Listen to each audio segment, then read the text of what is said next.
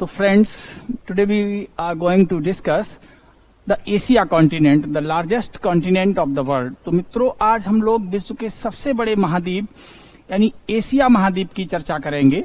And our country India that is also the part of this giant continent, और हमारा देश भारत भी इस विशाल महाद्वीप का एक भाग है.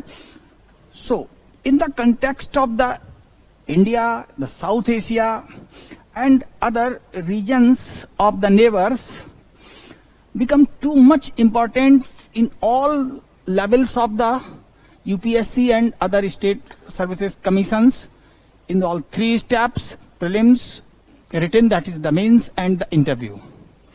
वास्तव में एशिया महाद्वीप का एक भाग भारत भी है. तो भारत, दक्षिण एशिया और उसके सभी पड़ोसी क्षेत्र हमारे परीक्षा के तीनों चरणों के लिए, प्रारंभिक, मुख्य और साक्षात्कार के लिए अति महत्वपूर्ण हो जाते हैं. So we must have the good coverage over the all physical features and other salient features determining the socio economic activity of this large continent. इसलिए हमारे लिए अत्यंत आवश्यक हो जाता है कि इस महाद्वीप की भौतिक विशेषताओं तथा अन्य उन महत्वपूर्ण विशेषताओं का भी हम अध्ययन करें, जिससे कि इस महाद्वीप पर निवास करने वाले लोगों के बीच सामाजिक और आर्थिक, राजनीतिक संबंध स्थापित होते हैं. अर्थात एक तरीके से अब हम अपने घर की ओर अधिक निकट आ रहे हैं. एशिया कॉन्टिनेंट, एशिया के बाद हम लोग ये भारत, और भारत के लिए अलग से हम लोग बहुत ही इम्फेसिस करते हैं, जिसको कहते हैं ज्योग्राफी ऑफ इंडिया. और जब हमारे पास North America, South America, Africa, Europe और एशिया,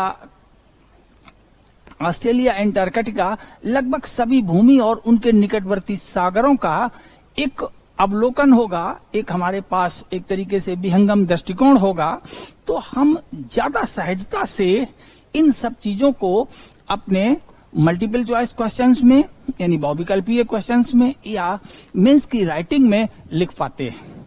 तो आज हम लोग बात कर रहे हैं the largest continent of the earth surface, that is the Asia. Asia महाद्वीप पृथ्वी सतह का सबसे विशाल महाद्वीप है. अगर हम लोग अपने एटलस पर जाते हैं तो यहाँ जो रीजन बना हुआ है, एशिया का पूरा एरिया और साथ में यूरोप, यानी ये यूरोप है और इधर ये एशिया है. तो northern part of this giant land, इस विशाल भूमि का उत्तरी भाग यूरेशिया कहलाता है. लेकिन यहीं पर हम लोगों को एशिया की अपने जो बॉर्डर हैं, कहां पर ये यूरोप से जुड़ा है और कहां पर कौन सी ऐसी संरचनाएं हैं जो इसे पृथक करती है. तो अगर हम लोग बिल्कुल उत्तरी भाग से चलते हैं और उत्तर पश्चिम में आते हैं एशिया के, तो यहाँ हमें यूराल माउंटेन्स दिखाई देगा, यूराल पर्वत. लिख लें फर्स्ट पॉइंट, एशिया महाद्वीप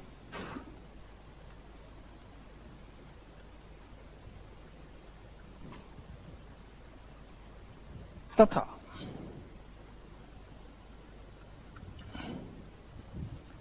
यूरोप महाद्वीप एक साथ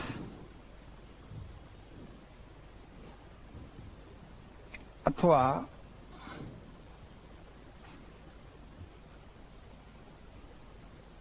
संबद्ध हैं.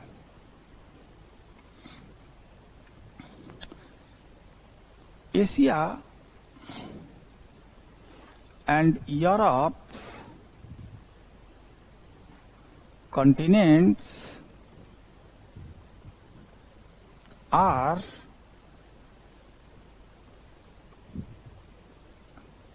jointed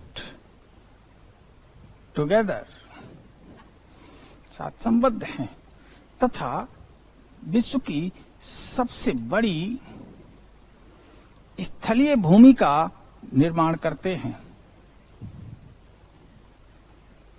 तथा विश्व की सबसे बड़ी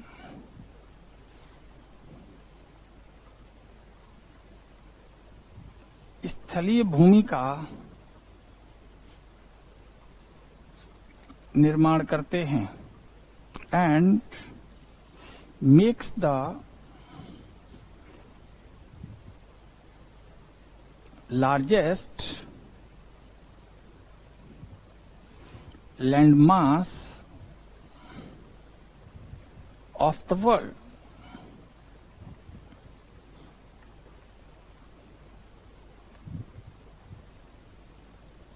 तो largest land mass of the world. But both continents can be separated by the following geographical or physical features. किंतु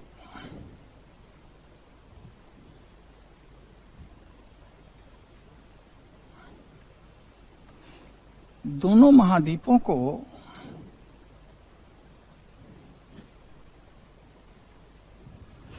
निम्नलिखित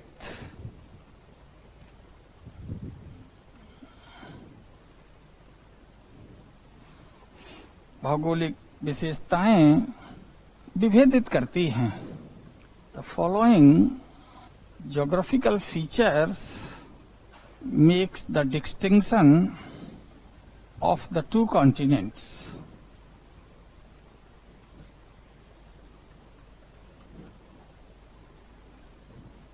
Makes the distinction of the two continents.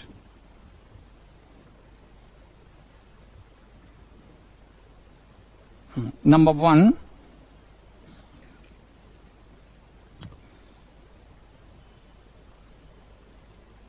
Ural पर्वत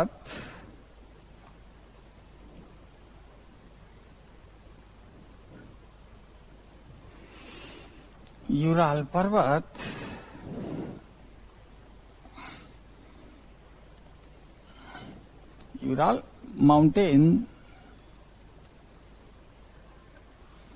Number two,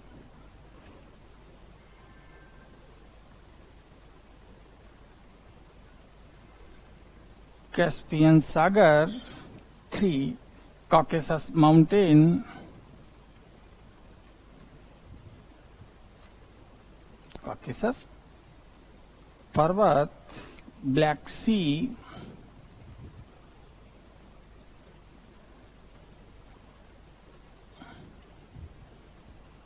काला सागर,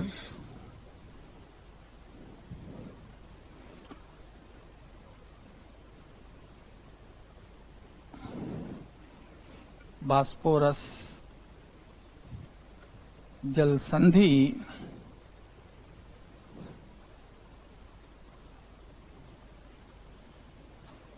तो ब्लैक सी,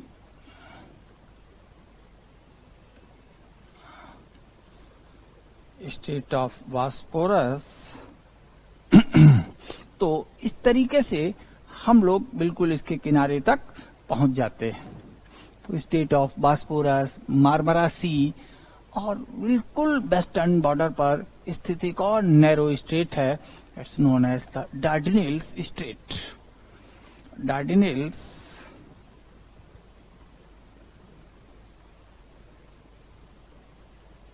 जल संधि।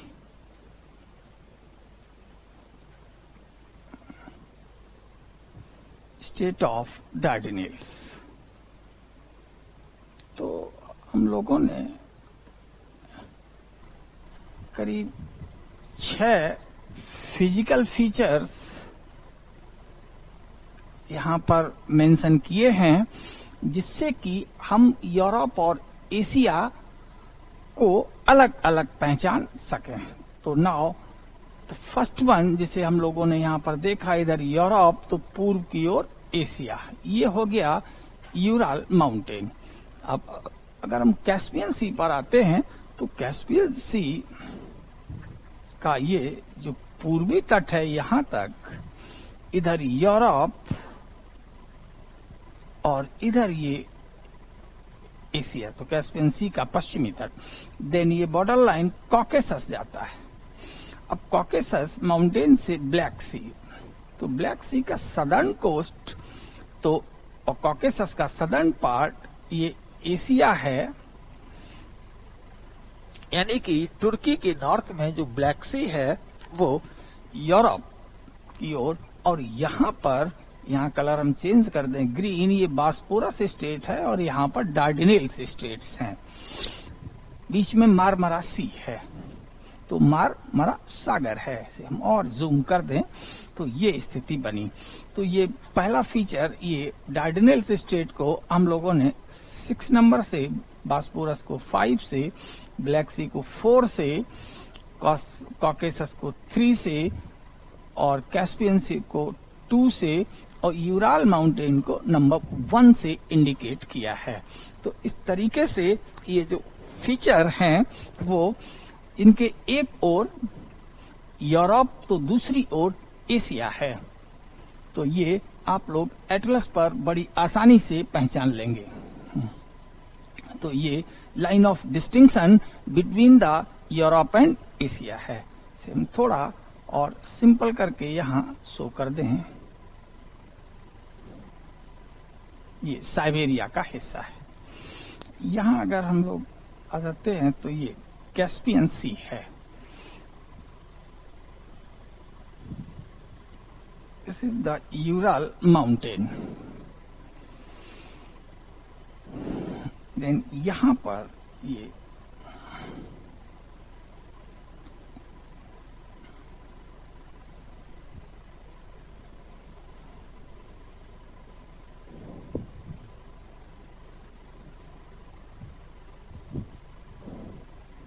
this is Black Sea, Caspian Sea, and in between Caucasus Mountain.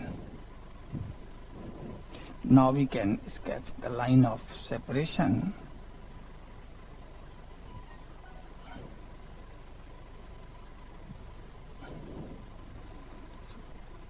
This is what Asia in the east and Europe in the west. In case of Ural Mountain and Caspian Sea, तो Caspian सी से पूर्व की ओर Asia और पश्चिम की ओर Europe. इसी तरह Ural mountain से भी, यही कॉकेसस से नॉर्थ की ओर यूरोप, साउथ की ओर एशिया। ब्लैक सी से नॉर्थ की ओर यूरोप, साउथ की ओर एशिया। तो ये फीचर्स हैं जिनके आधार पर हम यूरोप और एशिया का बंटवारा कर लेते हैं।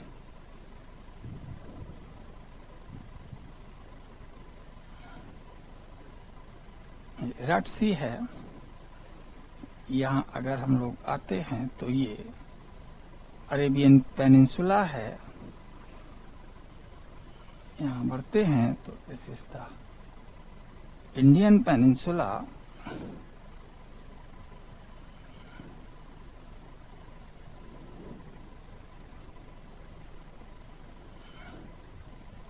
Eastern part of Siberia. These are the Koreans.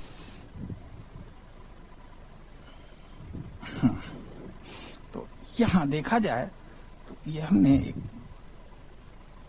बड़ा सा मैप बना दिया, एक और यूरोप तो दूसरी ओर एशिया, और रेड लाइन से यूरोप और एशिया का डिवीजन भी हो गया।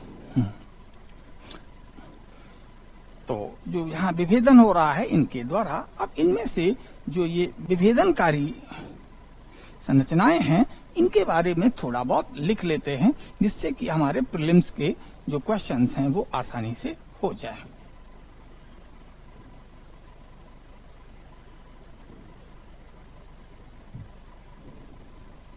तो देन फर्स्ट यूराल माउंटेन। तो हम लोग जब पर्वतों को पढ़ रहे थे तो यूराल पर पढ़ा था कि ये हमारे भारत के अरावली जैसा एक प्राचीन पर्वतीय क्षेत्र है।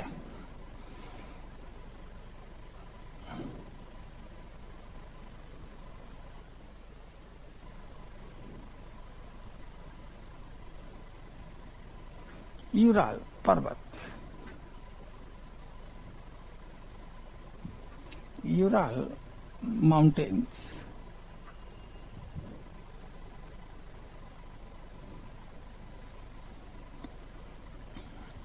यह है भारत के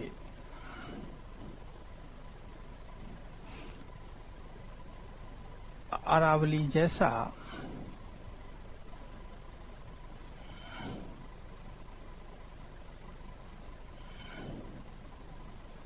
एक प्राचीन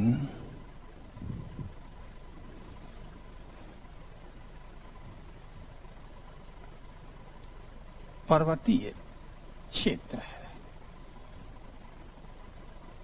जो यूरोप तथा एशिया के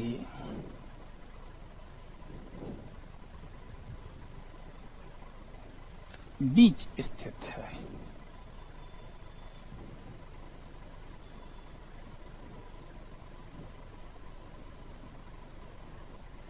उसके ये बीच स्थित है यूरोप और एशिया के। It is a old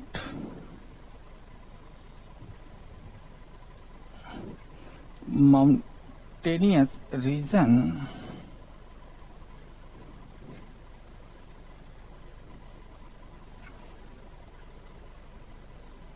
like the Aravalli of India.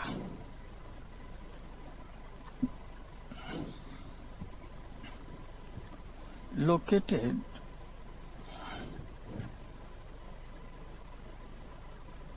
between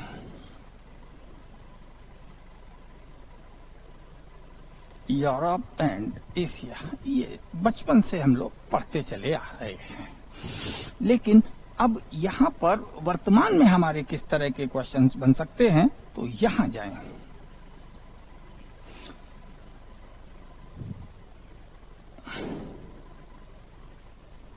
ये जो लिखा हुआ है किर्गिज स्टेपी, यहाँ पर ये कैस्पियन सी है और ये यूराल है। तो इनके बीच ये जो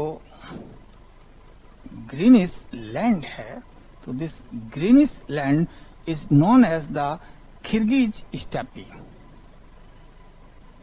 तो यूराल पर्वत के ठीक दक्षिण में किर्गिज स्टेपी स्थित हैं।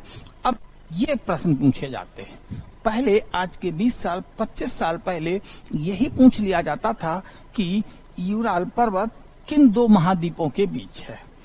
तो अभी भी उन्हीं एरिया पर हमको रहना है जो बहुत पहले से पूछे जा रहे हैं, लेकिन वहां अब हमें थोड़ा और ज्यादा इनक्यूसिटिव होना पड़ेगा। इनक्यूसिटिव कहने का मतलब अब हमें और गौर से चीजों को देखना पड़ेगा आसपास की, जिससे कि हमें अगले क्वेश्चंस मिल जाएं। तो यही जो इम्पोर्टेंट पॉइंट हैं अब इन सब पर वो हमें लिखने हैं।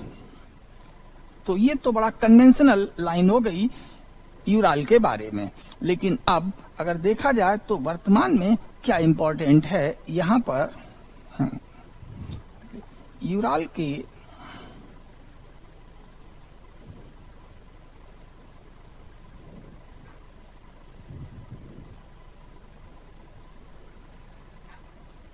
दक्षिण में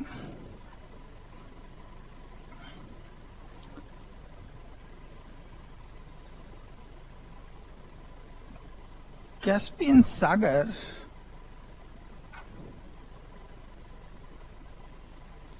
स्थित है। तो दक्षिण में कैस्पियन सागर है, किंतु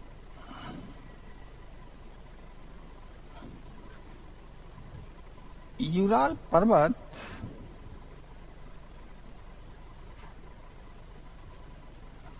एवं कैस्पियन सागर के बीच सकरा स्टेपी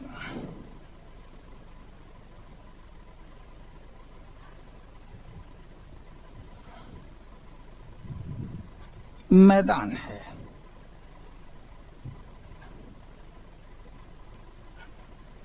जो यूरोप और एशिया के बीच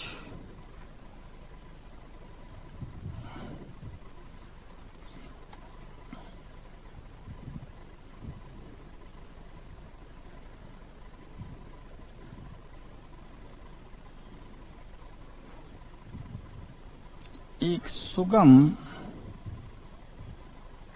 आवागमन हेतु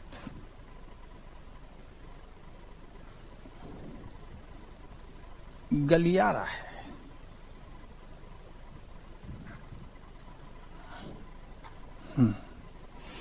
तो यूराल के दक्षिण में कैस्पियन सागर स्थित है, किंतु यूराल पर्वत एवं कैस्पियन सागर के बीच एक सकरा स्टेपी मैदान है जो यूरोप एवं एशिया के बीच एक सुगम आवागमन हेतु गलियारा है। कहने का मतलब जब ग्रीनिश कलर हमें दिखा तो सी लेवल से हाइट ज्यादा नहीं है, और फिजिकल मैप पर अगर हमें हल्का हरा या ज्यादा हरा कोई भूभाग दिखता है तो हम लोग समझ जाते हैं इट इज द प्लेन। तो यहाँ पर स्टेपी घास उगती है, तो ये स्टेपी घास युक्त एक गलियारा है जिससे यूरोप के लोग एशिया में और एशिया के लोग यूरोप में सहजता से आ सके।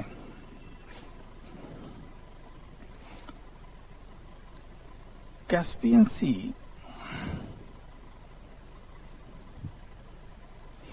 is located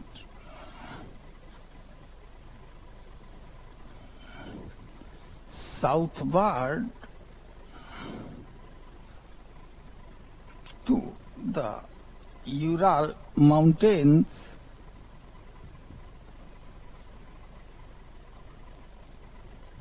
तो यूराल माउंटेन्स के ये दक्षिण की ओर स्थित है कैस्पियन सागर, but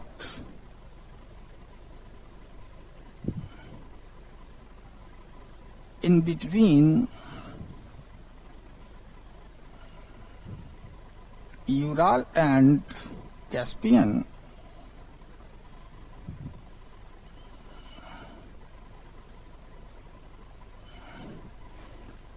there is a narrow plain of steppe grasses. In between Ural and Caspian Sea,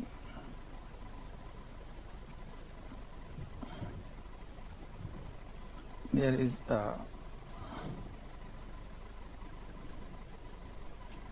narrow plain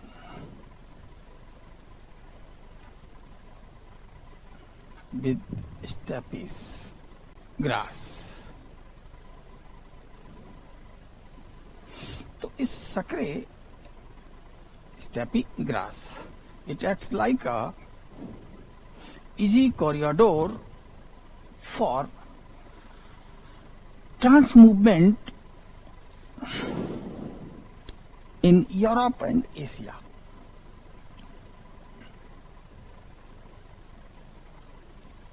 It is an easy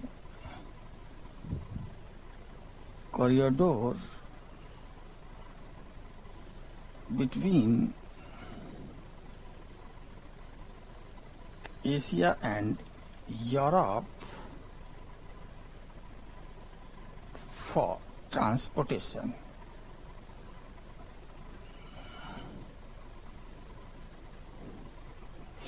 तो अब आप समझ गए होंगे कि जब सेंट पीटर्सबर्ग से ट्रांस साइबेरियन रेलवे चलेगा तो ये इसी कॉरिडोर से होकर गुजरेगा।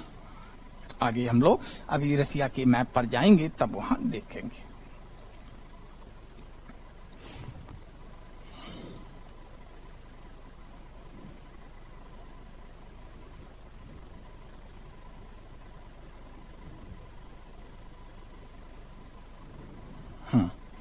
तो इतना हम लोगों ने यहाँ पर लिख लिया और यहाँ ये देखा कि ये अगर कैस्पियन सी है तो ये इधर यूराल माउंटेन्स हैं और इनके बीच ये ग्रीनिश लैंड है जिसे हम लोग Kyrgyz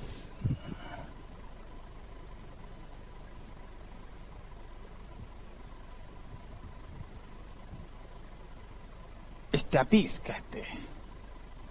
and this Kyrgyz steppe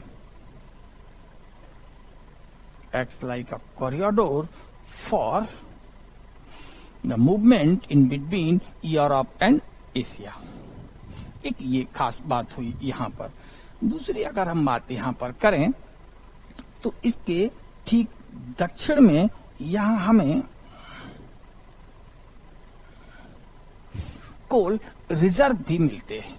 तो अब हमें फिर यूरेशिया के मैप पर जाना पड़ेगा। इसका नाम है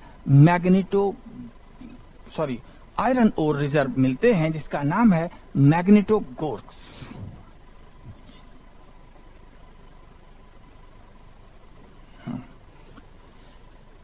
किर्गिज स्टेपी में या यूराल पर्वत के दक्षिण में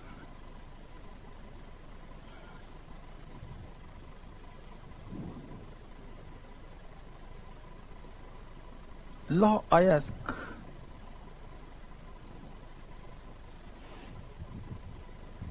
खनन बिंदु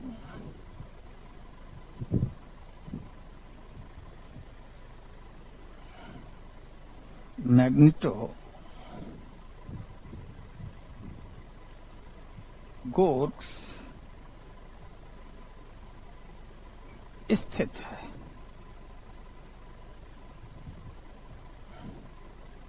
तो मैग्नेटोगोर्स स्थित है।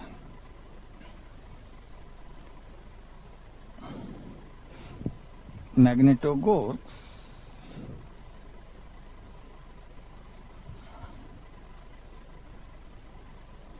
the mining point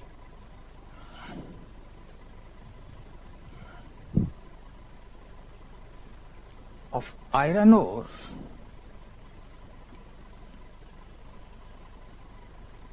is located south to the Ural mountains. और जब कहीं पर लौह अयस्क वगैरह उपस्थित हैं तो फिर ये और इम्पोर्टेंट पार्ट बन जाता है।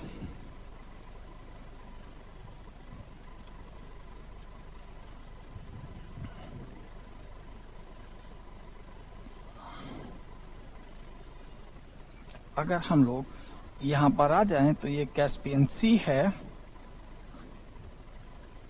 और ये जो बाउंड्री लाइन है बिटवीन यूरोप एंड एशिया, तो इस पर हम लोग कह देंगे ये यूराल माउंटेन्स है।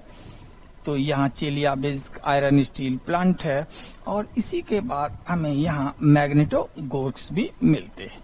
तो अगर हमारे पास यूरेशिया का अगर मैप हो तो वहां और स्पष्ट हो जाएगा।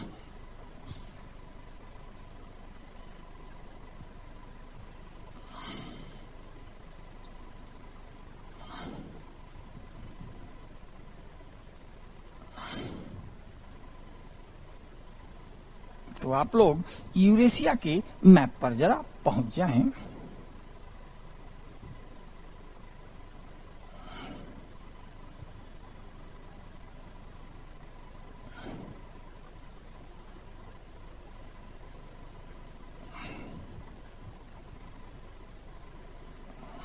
The same map is also there. Depression and this one. Magnitogorsk. So Magnitogorsk is located into the Kyrgyz steppe. So Magnitogorsk, Kyrgyz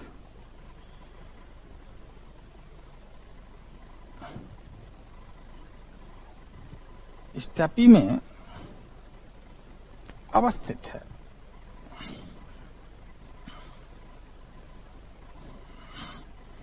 चलिए अब बात आती है, हमने यूराल से इसके आसपास जैसे निजनी तागिल है, ये भी यूराल में स्थित एक या यूराल की पहाड़ियों में स्थित एक लौह अयस्क बिंदु है। और यहाँ पर जो स्टील निर्माता केंद्र है उसका नाम है चेलियाबिंस्क।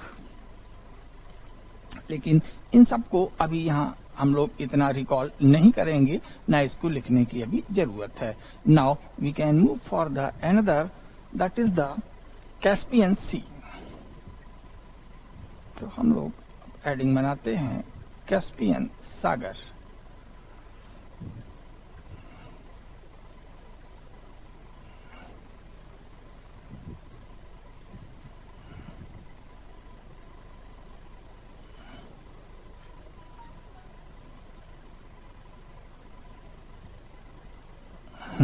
कैस्पियन सागर। तो नाम यहां पर इसका सागर या सी जरूर है, किंतु यह एक विश्व की सबसे बड़ी झील है।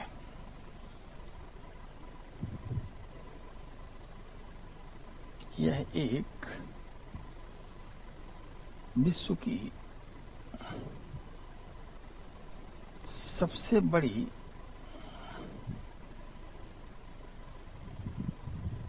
झील है। झील क्यों कह रहे हैं?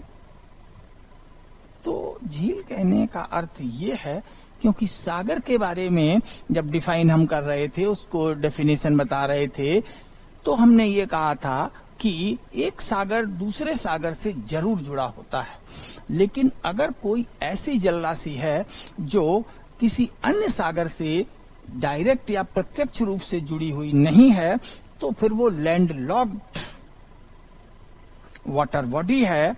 Landlocked water body are identified as lake into geography, और ये स्थल आबद्ध जलराशियां ही, लैंडलॉक्ड जलराशियां ही झील के रूप में भूगोल में पहचानी जाती है।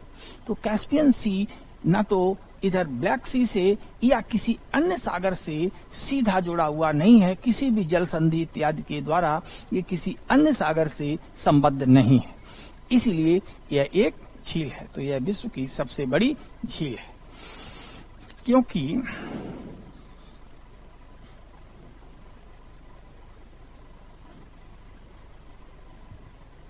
यह सागर किसी अन्य सागर से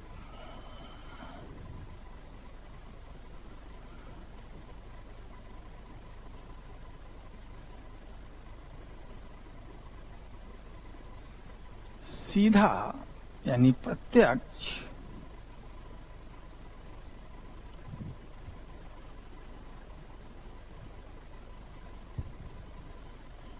रूप में जुड़ा नहीं है।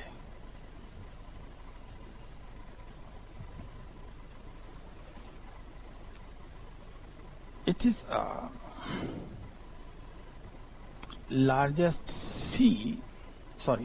largest lake of the world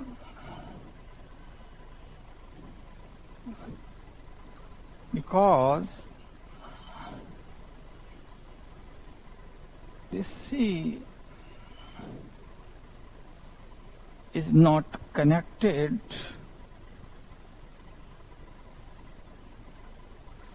directly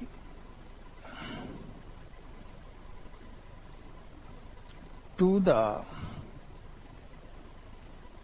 any other sea of the region। तो उस क्षेत्र के किसी अन्य सागर से ये सीधा जुड़ा हुआ नहीं है, इसलिए यह एक लैंडलॉक्ड भू आबद्ध या स्थल आबद्ध जल राशि है।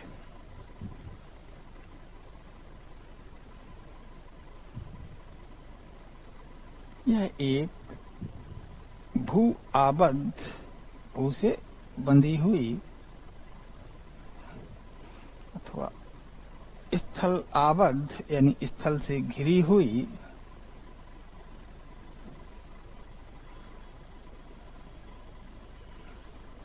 जल राशि है।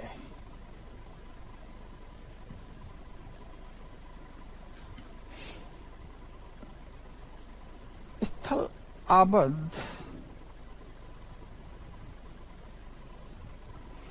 जल राशियां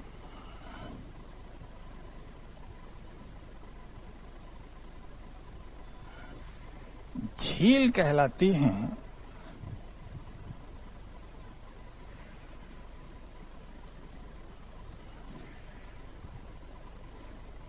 चाहे इनका क्षेत्रफल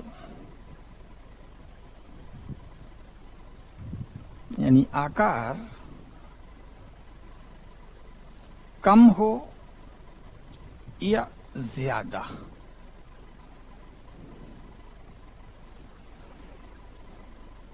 So, the Caspian Sea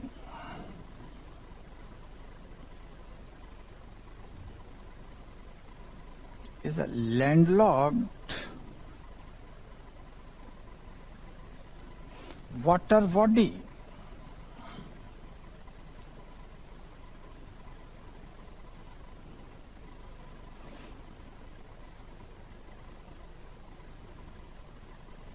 all the landlocked water bodies, जितनी भी स्थलाबद्ध भूराशियां हैं, all the landlocked water bodies are lakes, irrespective of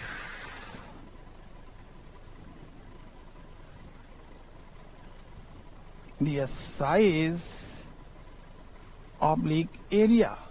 तो उनका क्षेत्रफल या आकार छोटा है या बड़ा है, इससे कोई मतलब नहीं है। तो अगर कोई जल राशि चारों ओर भूमि से घिर गई है तो वो लेक कही जाएगी।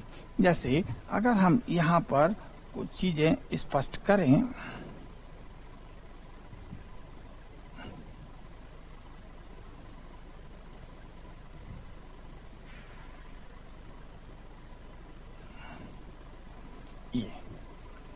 ये कोई भूमि है,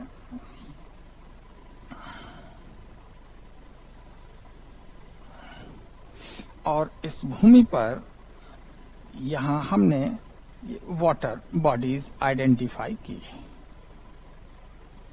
लेकिन ये वाटर बॉडी ऐसी है जो इस कनेक्टिविटी के द्वारा सागर या सी से जुड़ी है। तो 100% this water body would be a sea, for example Black Sea and Aegean Sea. लेकिन अगर हम ये कहें कि अब इसके चारों ओर यहां ये भूमियां हैं,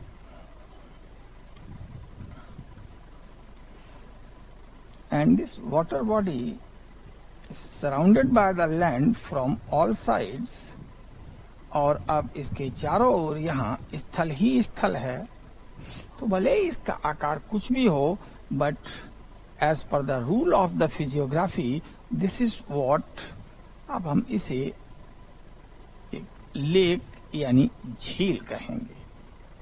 तो ये झील कहा जाएगा, और इसको हम चूंकि ये इससे जुड़ा है तो इसे हम सागर कहेंगे।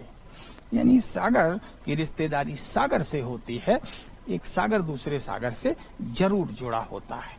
इसलिए यहाँ सेंट्रल एशिया में अगर हमें कैस्पियन सी, इस पश्चिम एशिया से उत्तर की ओर चले जाएं, तो हमें अराल सी भी मिलेगा। अराल सागर उसका भी नाम है, लेकिन वह भी एक स्थल आबद्ध जलराशि है, और स्थल आबद्ध जलराशि का भले ही पुराना या पौराणिक नाम सागर हो, लेकिन ये आज भौगोलिक परिभाषा में उन्हें हम झील कहते हैं। यानी अगर हम यहाँ दिखाना चाहें तो ये जो वाटर बॉडी है यहाँ दूर की ओर, ये भी एशिया में एक तरीके से अराल सी है, लेकिन अराल सागर भी एक झील है, नाम भले ही इसका सागर हो। तो अब ये काफी स्पष्ट हो जाता है। तो water bodies are lakes irrespective of their size and area. So all the landlocked water bodies are known as the lakes. So the Caspian Sea is also a lake. Now we can move for the political map. अगर हम राजनीतिक मानचित्र पर आ जाएं तो फिर ये बहुत सहज हो जाएगा। इससे क्वेश्चन बनता रहता है, और राजनीतिक मानचित्र पर अगर कलर बदलते हैं तो इसका मतलब देश बदलता है। इसको हमने जूम कर दिया है। अब आप आसानी से इस कैस्पियन सागर के किनारे स्थित देशों को देख सकते हैं। तो यहां एक कलर ये है, and it is the colour of the Russia. दूसरा कलर ये है, it is the colour of Kazakhstan. Now तीसरा कलर ये है, it's name is Turkmenistan. Then this is the Iran.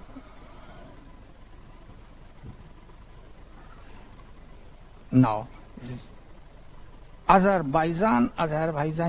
भाईजान नहीं, अजरबैजान।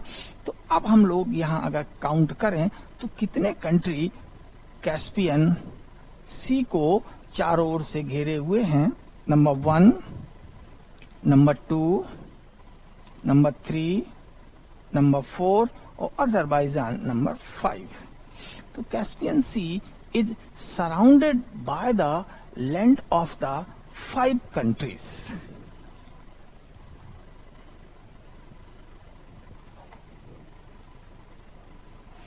कैस्पियन सागर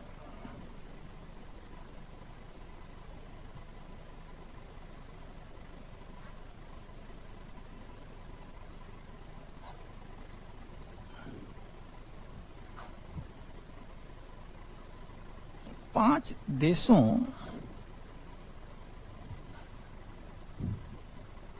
की भूमि से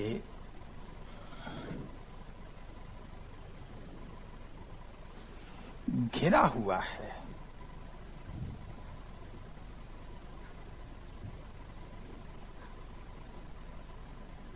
ये 5 देश कौन कौन से हैं? रूस,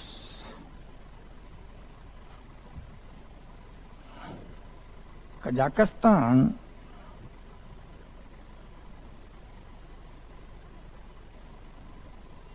then third one, this is Turkmenistan,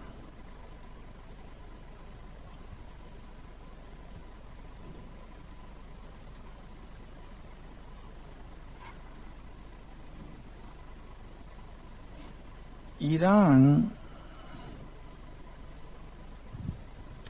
and Azerbaijan. ये है। तो यहां से क्वेश्चंस। तो Caspian Sea is surrounded by the land of 5 countries.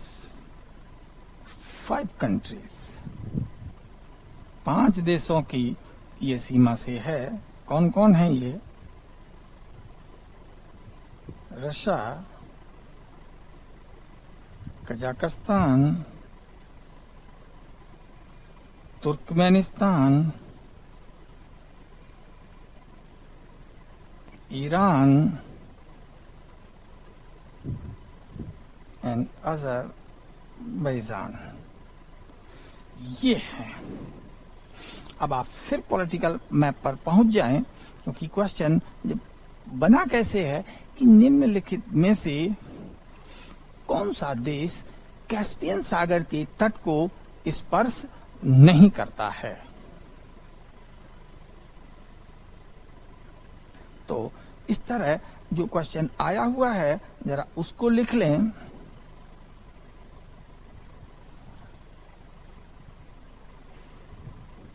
निम्नलिखित में से कौन सा देश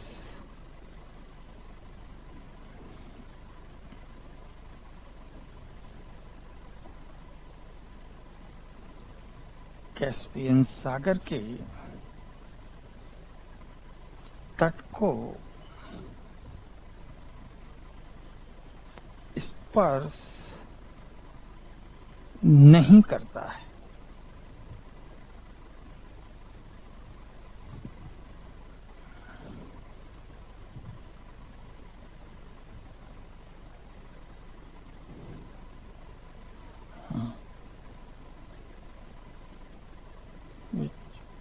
One of the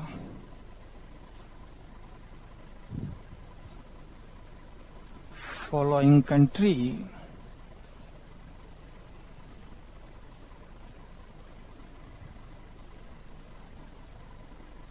does not reach up to the coast of Caspian Sea.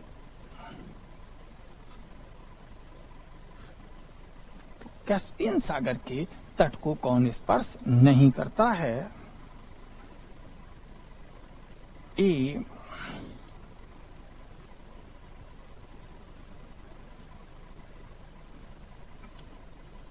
Kazakhstan,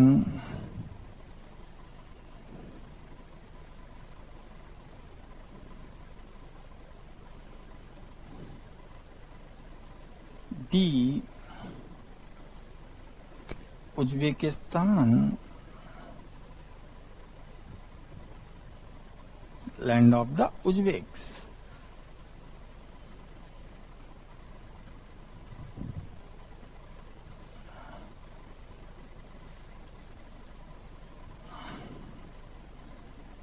Turkmenistan,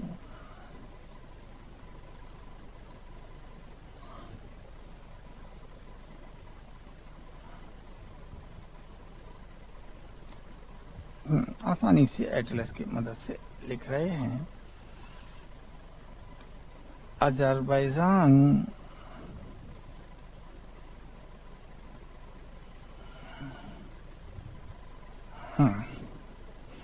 तो दैट इज द तुर्क, land of the Turks, Turkmenistan.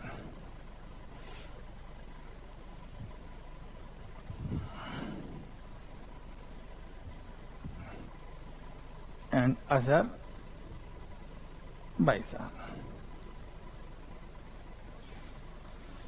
ये है, तो अब आंसर आप एटलस की मदद से कर सकते हैं। कौन यहाँ टच नहीं कर रहा है? तो सिंपल आंसर इज उज्बेकिस्तान। ये आया हुआ क्वेश्चन है, लेकिन हम लोगों ने कहा था कि क्वेश्चन जहां से आते हैं वहां से फिर आते रहेंगे।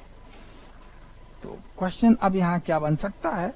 अगर हम इसके चारों ओर घूम जाएं तो सिर्फ हमें एक देश की राजधानी, अजरबैजान की राजधानी बाकू, ये है कैस्पियन सी के तट पर।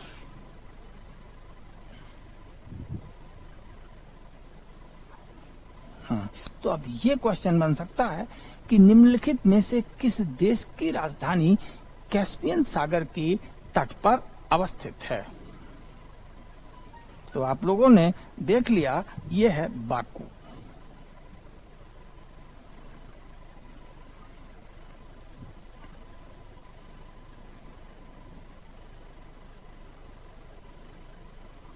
Now question note down. निम्नलिखित में से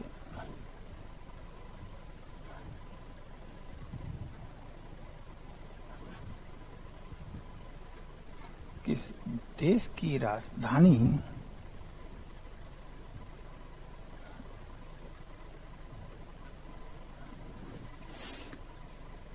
कैस्पियन सागर के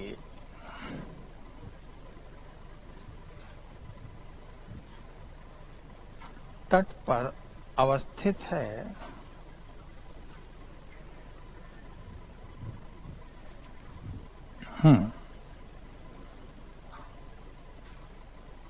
ए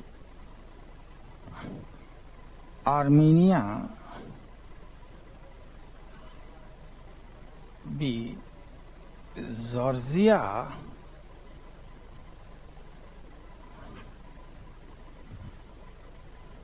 सी Azerbaijan, D Turkmenistan.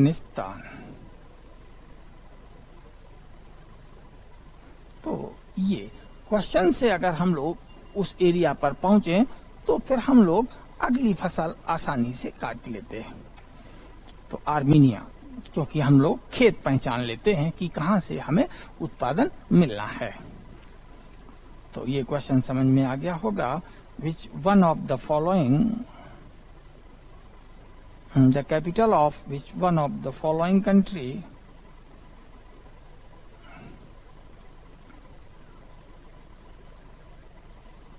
Capital of the following country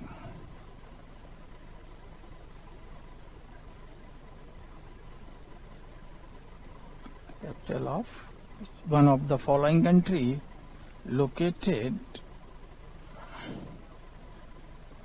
at Caspian coast। तो कैस्पियन कोस्ट पर किस देश की राजधानी है? तो Armenia, Georgia, Azerbaijan, Turkmenistan. Simple answer you know, this is the Azerbaijan. तो the capital of Azerbaijan is Baku. Capital of Azerbaijan is Baku.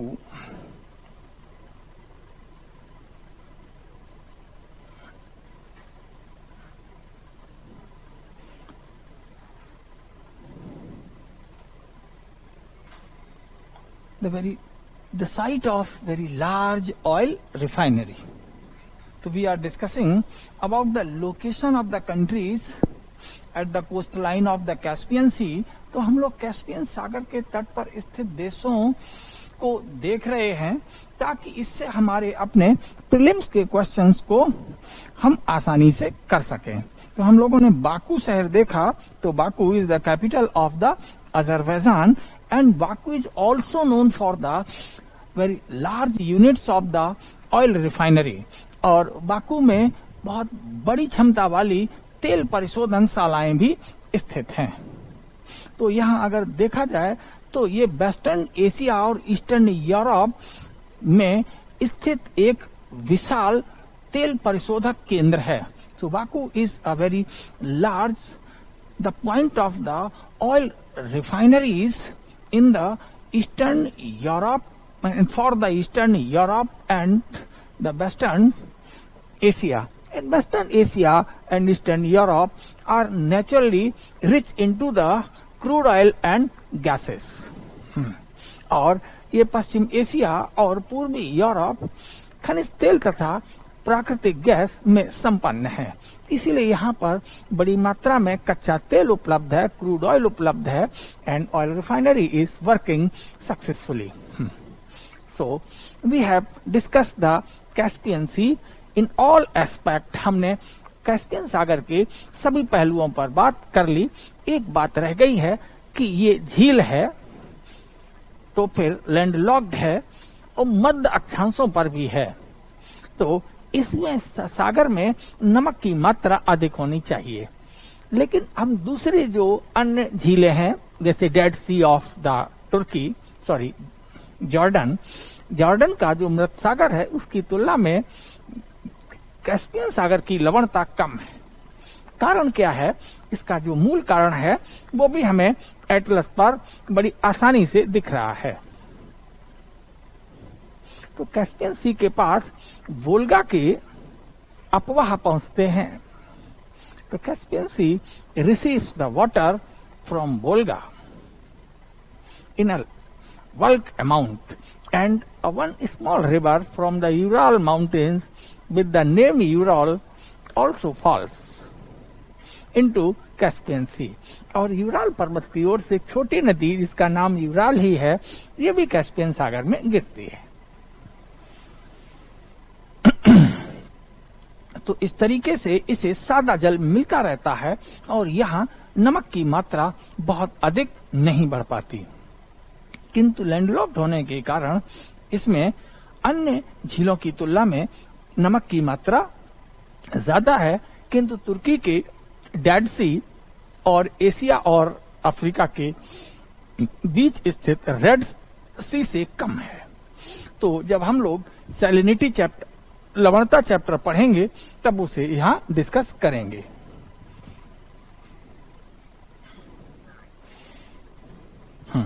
Now we move for the Caspian mountain. तो इसे भी हम लोग पढ़ चुके हैं, तो यहां इस पर ज्यादा बात नहीं करेंगे।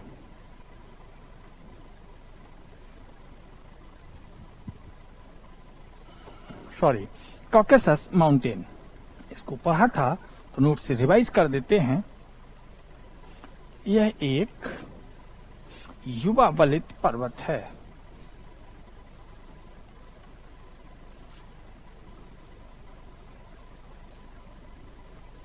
जो काला सागर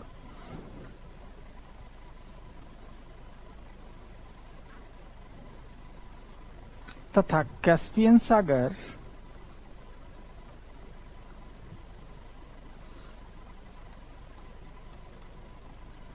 के बीच स्थित है।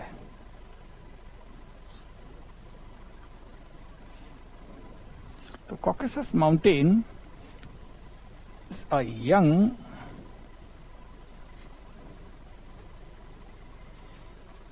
Folded mountain. इसकी रॉक्स मुड़ी हुई हैं, इसीलिए फोल्डेड कहते हैं। कुछ लोग समझेंगे पर्वत को जो है जैसे शर्ट हम फोल्ड करके रखते हैं, वैसे रख दिया गया। तो इस a young folded mountain located between Black Sea and Caspian Sea। तो ब्लैक सी और कैस्पियन सी के बीच स्थित है। अब आप लोग इसे एटलस पर भी देख लें। This is the Caucasus mountain. The peak of the Caucasus mountain is Mount Elbrus, 5642 meter above from the sea level, located in the country of Russia. 5642 5642 metre ऊंचा इसका शिखर है।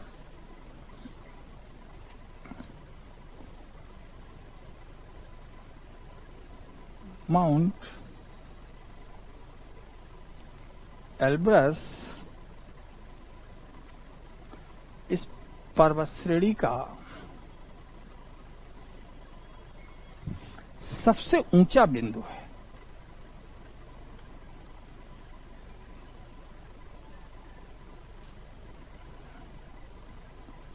पर्वत में भी पढ़े थे, यहां भी रिवाइज हो गया।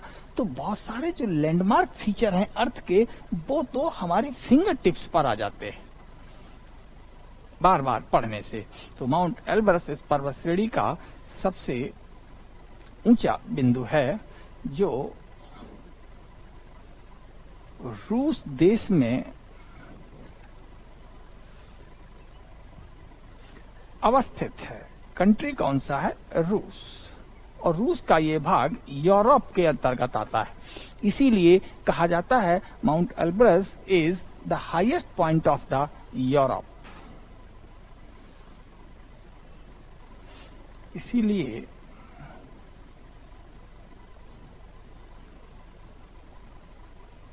माउंट एल्ब्रस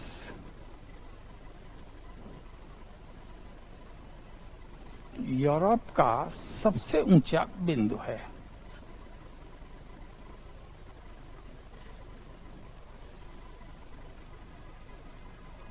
क्योंकि कैस्पियन सागर से पश्चिम की ओर और कॉकेसस पर्वत से उत्तर की ओर का जो रूस है वो यूरोप के अंतर्गत आता है। तो mount Elbrus ELBRUS is highest point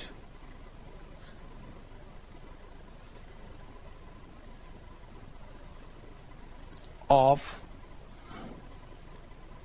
Caucasus range। तो कॉकस कॉकेसस पर्वत श्रेणी का ये सबसे ऊंचा बिंदु है। Located into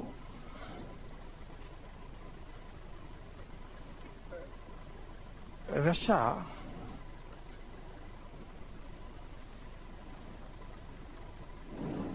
it is the highest point of Europe also,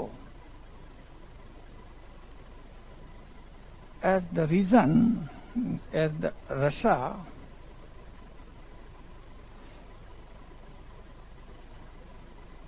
located the Russian territory, not the Russia, Russian territory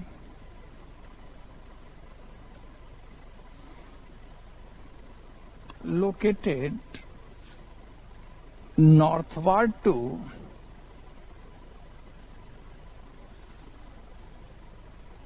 Caucasus is European land. अभी हम लोगों ने कहा है कि कॉकेसस पर्वत से जो कुछ उत्तर की ओर है वह यूरोपीय भूमि है, is a European land. That's why the mount Elbrus is the highest point of the Europe and highest peak of the Caucasus mountain. अब हम लोग फिर अगले साल के क्वेश्चंस को यहाँ गैस करने के लिए इस एरिया को पॉलिटिकल मैप पर जूम करते हैं। तो जब हमने यहाँ इसको जूम किया तो ये जो एरिया है वो हमें साफ साफ दिख रहा है कि यहाँ जॉर्जिया की कैपिटल तिबिलिसी एंड आर्मीनिया की कैपिटल एरेवान इसी पर्वत श्रृंखला में, इसी पर्वत श्रेणी में उपस्थित है। यानी एक तरीके से जो कॉकेसस माउंटेन है वह रूस, जॉर्जिया, आर्मीनिया और अजरबैजान देशों में बटा हुआ है। तो Caucasus is shared by Russia, Georgia, Armenia and some part in Azerbaijan and in Azerbaijan and why Azerbaijan?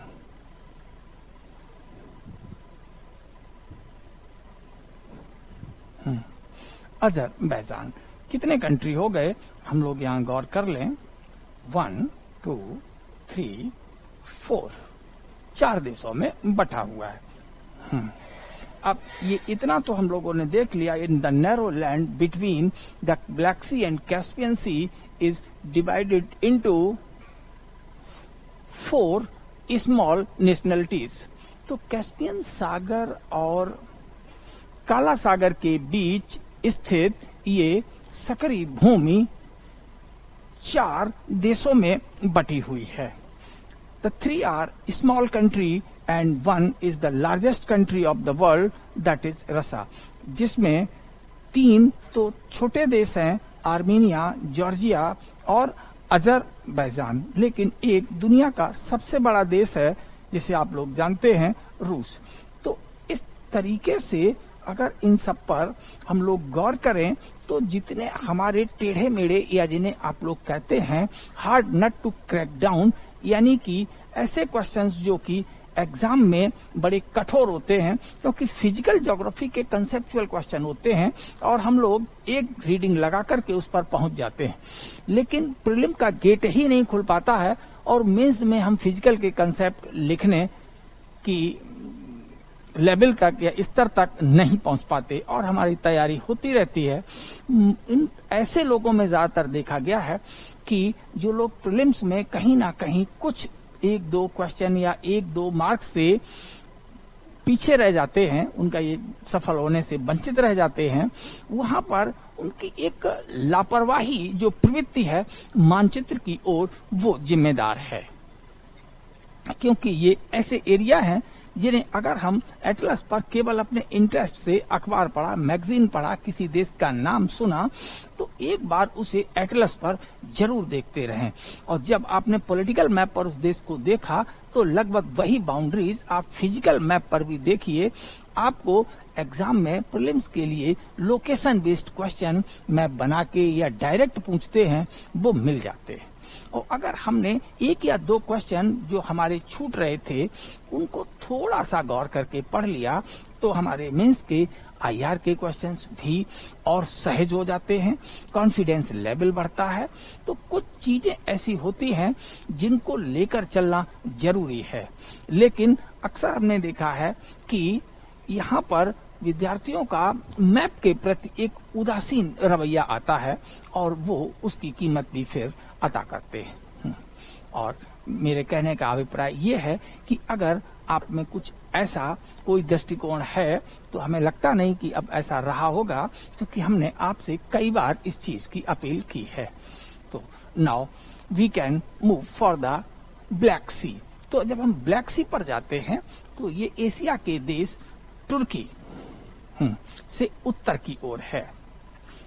और फिर भी कभी अगर यहाँ पर देखा जाए जैसे कुछ आईएएस के क्वेश्चंस बन जाते हैं तो वो और पॉलिटिकल मैप पर यहाँ गौर से पूछ लेते हैं। जैसे यहाँ पर ब्लैक सी को जॉर्जिया टच कर रहा है, अजरबैजान कैस्पियन सी को टच कर रहा है, लेकिन अगर हम यहाँ कंट्री देखें Armenia, it is not connected, directly connected to any large water body. ये किसी भी बड़े जल राशि से जुड़ा हुआ नहीं है। तो Armenia is a landlocked country located in between Caspian Sea and Black Sea. तो ये भी एक इम्पॉर्टेंट पॉइंट है। तो ब्लैक सी पर पहुंचे या ब्लैक सी से पहले ही इस पॉइंट को हम लोग अपने खाते में चढ़ा लें। क्या है? आर्मीनिया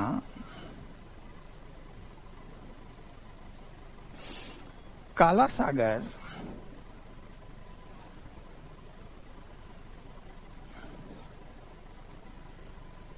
तथा कैस्पियन सागर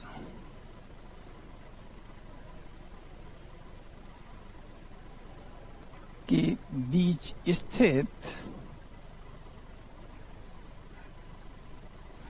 सक्रिय पर्वतीय पर्वत है कॉकेसस भूमि में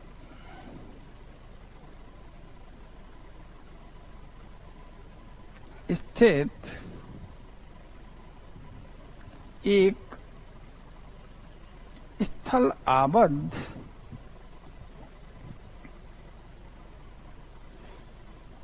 लैंडलॉक्ड, ये नाम ज्यादा पॉपुलर है,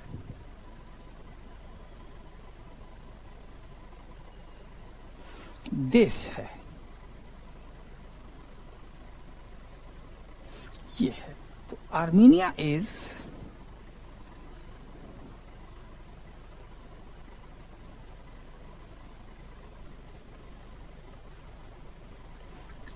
landlocked country located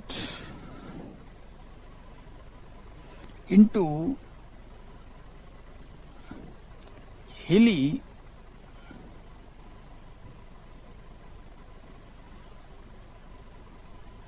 terrain of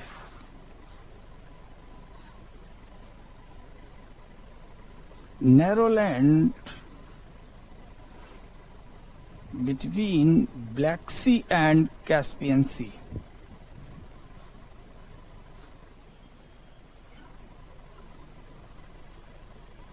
तो ब्लैक सी और कैस्पियन सागर के बीच यह एक लैंडलॉक्ड कंट्री है।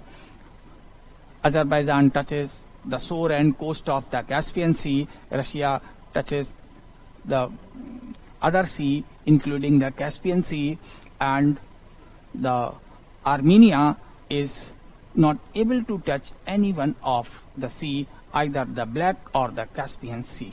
But Georgia is directly connected to the Black Sea, किंतु जॉर्जिया काला सागर से जुड़ा हुआ है। तो we have traced all these important points from this political map.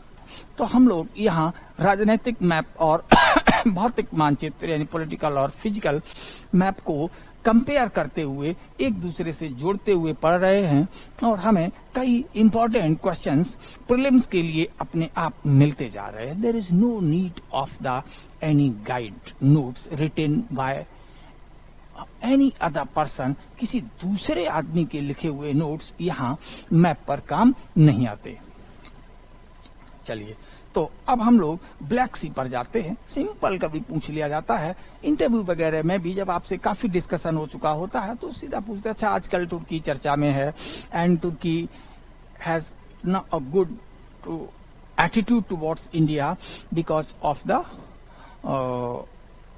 Resolution of the J&K and Ladakh Union Territories etc. and abolition of the Article 370 etc. तो धारा 370 के कारण ये सब वो इतना बताते रहेंगे।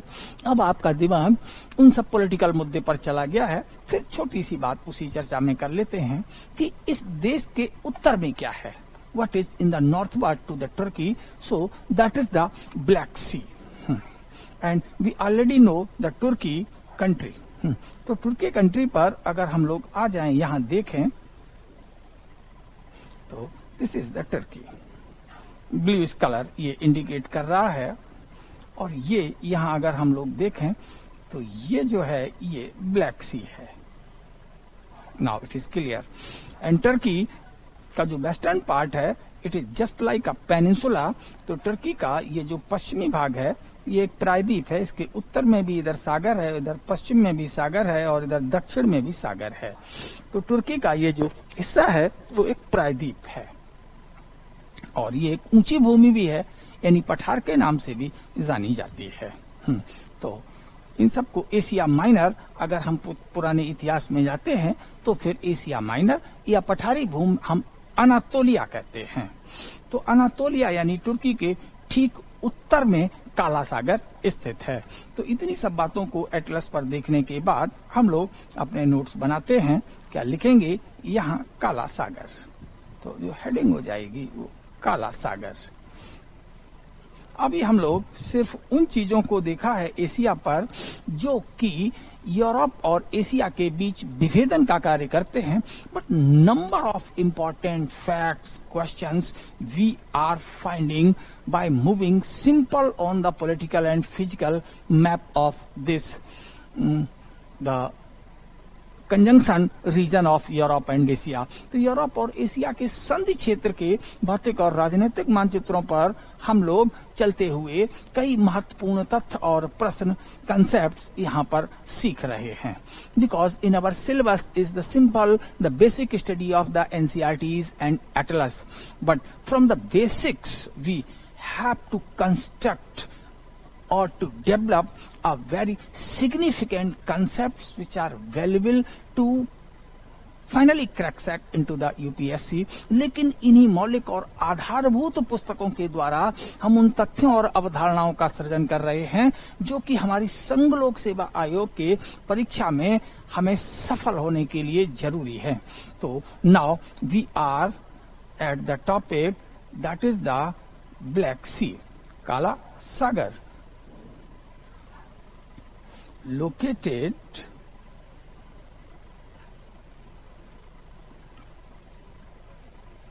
north to the Turkey. Turkey is the political name, means name of the country, state. तो located north to the Turkey. तुर्की अगर आपको नहीं अच्छा लगा तो आप क्या कहेंगे? एनातोलिया प्लेट्यू, एनातोलिया पठार। नहीं, ये भी अगर अच्छा लगता है एनातोलिया प्लेट्यू तो आप एशिया माइनर ऑब्लिक करके लिख सकते हैं। ओ, एशिया माइनर। तो हम लोगों ने क्या लिखा है? यह है तुर्की देश। तुर्की देश को और कई नामों से हम लोग अभिहित या अभिहित कर सकते हैं, आप पहचान सकते हैं। एनातोलिया, पठार अथवा Asia minor,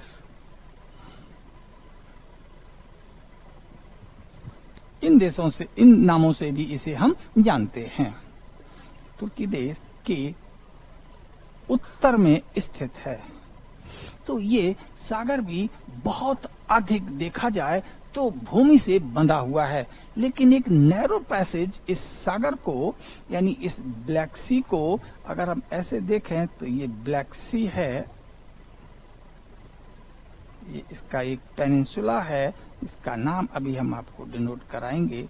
this is Black Sea, this is the bluish water getting the Black Sea. This is Marmara Sea and Aegean Sea. ये यूरोप का तट है, Aegean Sea. And by the narrow passage, the Black Sea is connected with a very small sea, Marmara Sea, Turkey में है। Then there is another narrow passage, Dardanelles Strait, जिसका अभी हमने नाम लिया था, वहां तक आना है। Dardanelles Strait, state of Dardanelles, ये कनेक्ट हैं, और ये सब जो नाम है, नेम इज ब्लैक सी, ये है। और ये जो लैंड है just southward to the Black Sea, it is Turkey. This is Turkey or Anatolia. So probably the location would be clear to you people. आप लोगों को अब काला सागर की अवस्थिति स्पष्ट हो गई होगी। तो अब हम लोग यहाँ बात कर रहे हैं एशिया माइनर के उत्तर में स्थित है। यह सागर चारों ओर से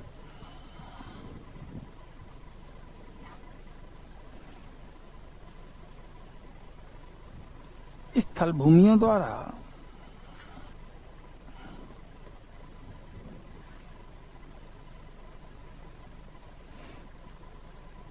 घिरा हुआ है, सिवाय बास्पोरस जल संधि के।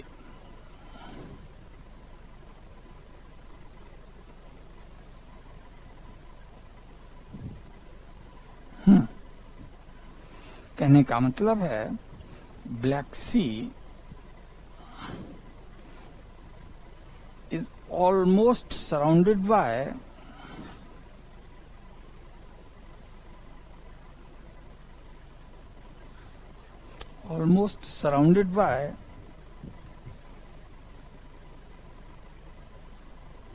land masses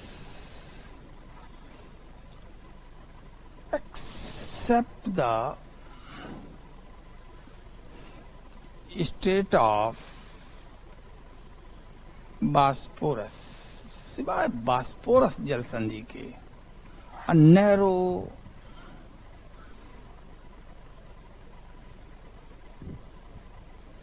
water. तो बास्पोरस एक सकरा जल है जो कि काला सागर और तुर्की के मार्मरा सागर को जोड़ देता है। बास्पोरस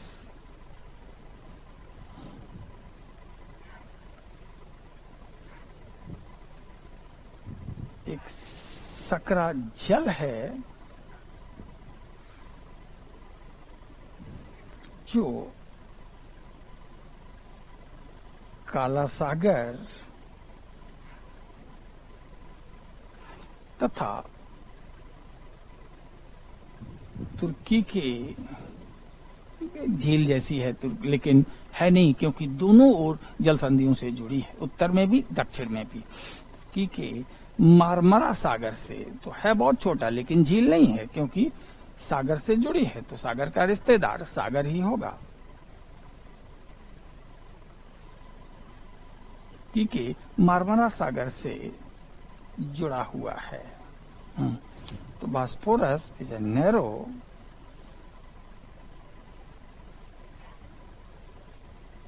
sea connectivity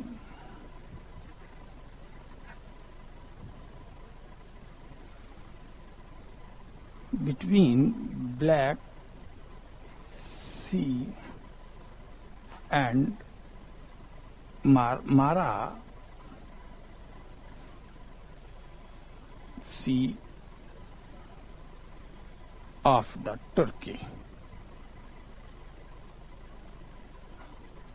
तो तुर्की के मारमारा से ये जुड़ा हुआ है। अब अगर हम लोग यहाँ फिर मैप पर पहुंचते हैं तो कुछ और मिल जाएगा। यहाँ अगर हम पहुंच जाएं तो इसको ग्रीन से हम बास्पोरस को दिखा दें तो इसके ठीक पश्चिम की ओर यानी यूरोप में तुर्की का शहर इस्तांबुल स्थित है। ऑरेंज कलर से हम यहाँ दिखा रहे हैं। तो across the Bosporus strait Istanbul the city of the Turkey is located in the Europe. Bosporus जल संधि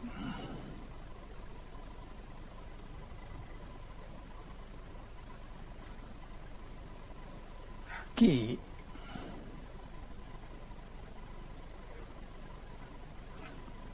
उत्तर पश्चिम तट पर तुर्की का शहर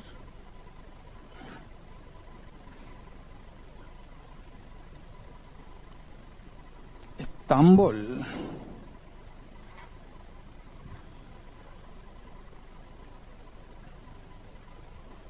यूरोप महाद्वीप में स्थित है। यानी तुर्की ऐसा देश हो गया जिसकी अधिकार क्षेत्र का टेरिटरी का एक छोटा सा भाग दूसरे महाद्वीप निकटवर्ती अर्थात यूरोप में है। तो इस्तांबुल चूंकि बास्पोरस के उस पार है इसलिए ये यूरोप में है। तो इस्तांबुल यूरोप महाद्वीप में स्थित है। ये काफी महत्वपूर्ण पॉइंट है। Istanbul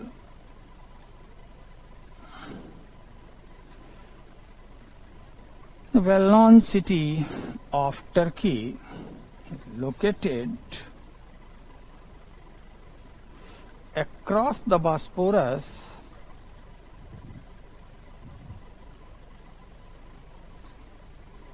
at northwest coast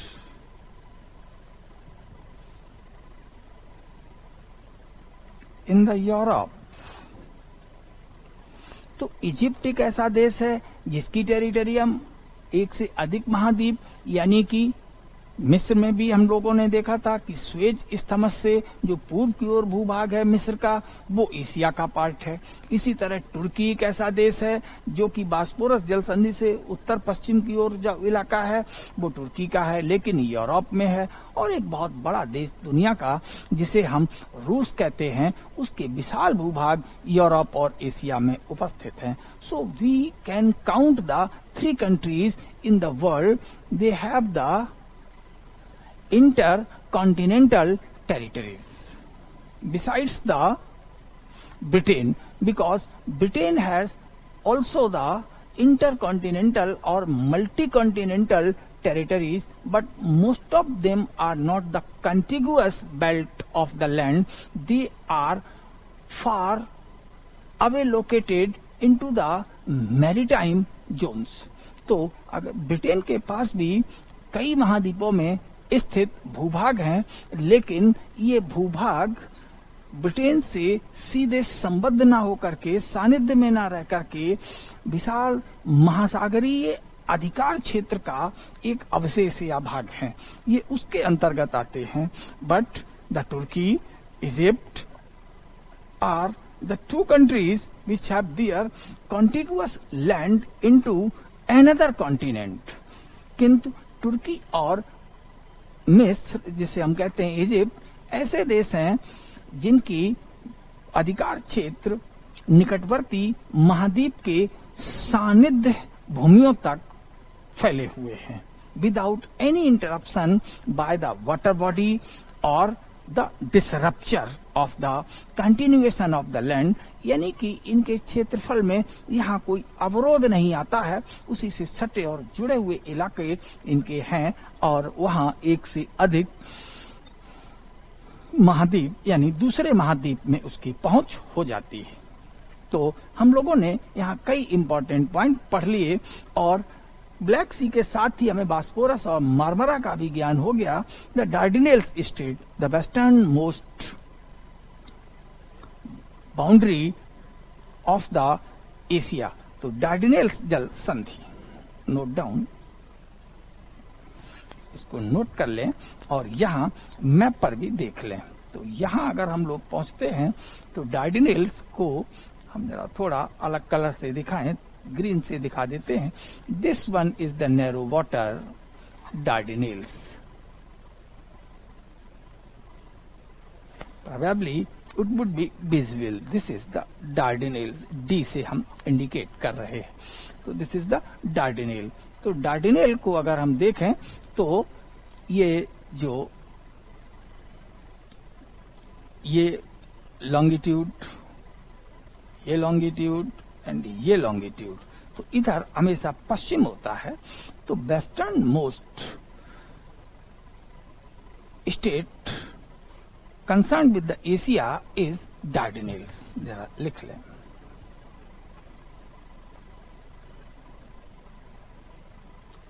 state of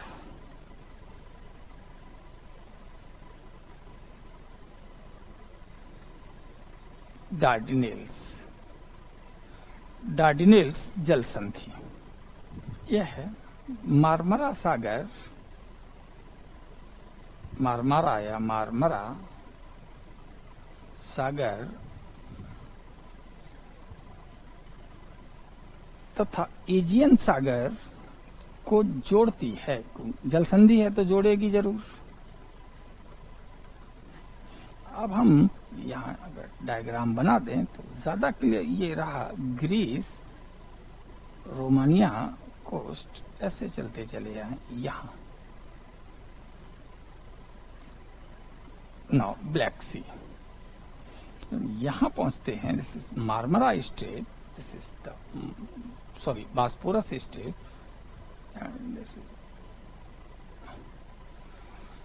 अब अगर हम इन सबको देखें तो ब्लू वाटर से दिखा दें तो this is the Black Sea, Marmara Sea and this one is the Aegean Sea. इन सबको मेंशन कर दें, B S Black Sea, M S क्या धोनी नहीं, Marmara Sea, then it is Aegean Sea. अब यहां कनेक्टिंग पॉइंट को ये Bosporus strait, this one is the very narrow strait Dardanelles, ये रहा डार्डिनेल्स। और ये अगर हम एंटायर एरिया को देखें तो this is part in Europe but under the Turkey. ये भी टर्की है, ये भी टर्की है। तो ये तीनों विशेषताएं बास्पोरस, मार्मरा और डार्डिनेल्स तुर्की के अंतर्गत आते हैं। They are not the international border, क्योंकि दोनों ओर तुर्की की भूमियां हैं, but they are intercontinental feature, यानी ये अंतर महाद्वीपीय विशेषताएं तो हैं लेकिन अंतरराष्ट्रीय विशेषताएं नहीं है। ये बड़ी इंपॉर्टेंट बात यहां से निकल कर आई। तो जरा लिख लें, बास्पोरस स्टेट, मार्मरा सागर और डार्डिनेल्स जल संधि। कौन कौन? तीन यहां पर हमने आपको पॉइंट बताए हैं। बास्पोरस,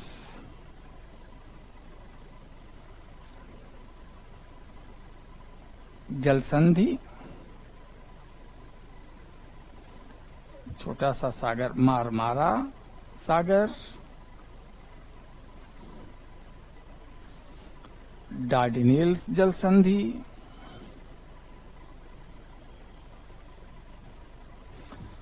अंतर महाद्वीपीय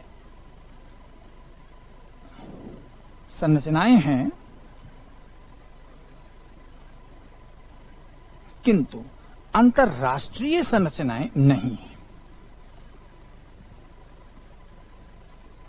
क्या है ये? दो महाद्वीपों के बीच हैं, अंतर महाद्वीपीय तो हैं, इंटरकॉन्टिनेंटल तो हैं, but they are not international features. महाद्वीपीय आकृतियां या संरचनाएं हैं,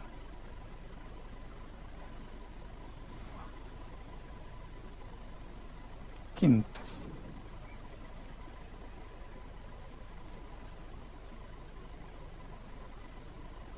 अंतरराष्ट्रीय नहीं है।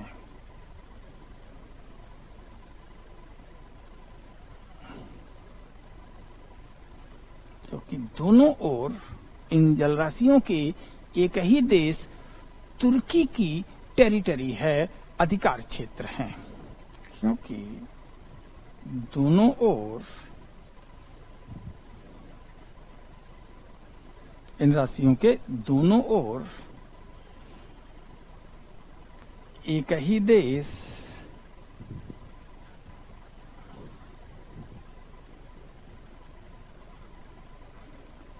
तुर्की के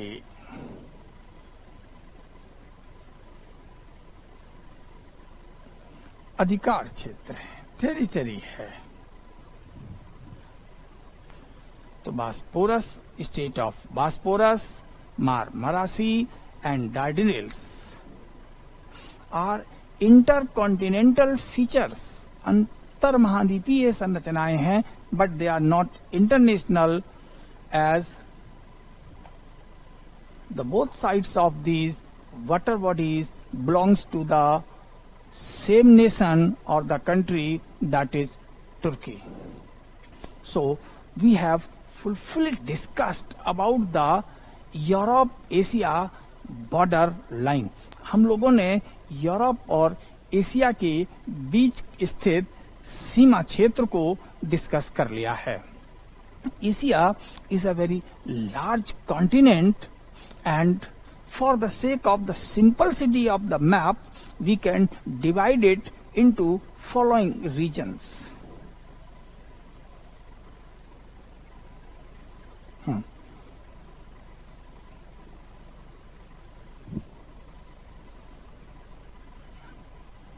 एशिया के प्रदेश, तो अगर हम रीजन्स ऑफ एशिया की बात करें तो अब हम यहाँ पर कौन कौन से रीजन्स पढ़ेंगे।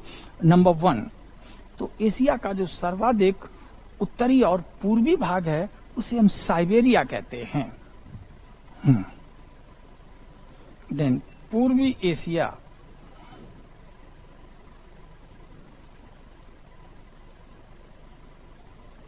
ये हम ज्योग्राफिकल डिवीजन कर रहे हैं। East Asia, Mongolia, China, both the Korea, Japan and Taiwan. यहाँ भी ये क्षेत्र भी बड़ी चर्चा में है इस समय, ताइवान से लेकर चाइना और उसके रिलेशंस को लेकर तो क्वेश्चन को बनते हैं। तो then the third point, the third region is the south east Asia, दक्षिण पूर्व एशिया। हम लोग यहाँ पर वियतनाम, थाईलैंड, लाओस, म्यांमार और इंडोनेशियन आर्कीपेलागो को डिस्कस करते हैं। किसमें? साउथ ईस्ट एशिया में। देन साउथ एशिया, जिसका सबसे बड़ा देश भारत है। साउथ एशिया, भारत और उसके पड़ोसी देश। देन वेस्ट एशिया, पश्चिम एशिया। देन मध्य एशिया,